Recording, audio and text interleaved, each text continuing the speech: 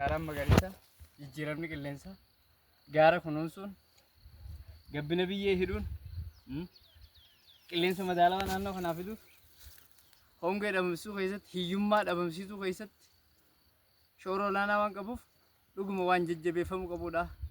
Caasaaleen mootummaa sadarkaan jiranii dhufanii iddoo kanatti daawwatanii ashaaraa isaanii asirra kaa'uu qabanii dhaamsachuu dabarsine jechuudha.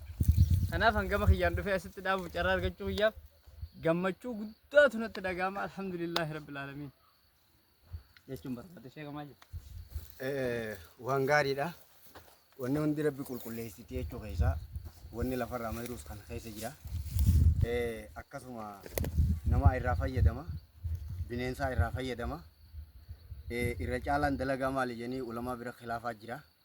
Keessaa ji'ee kun fatul baarii qaba.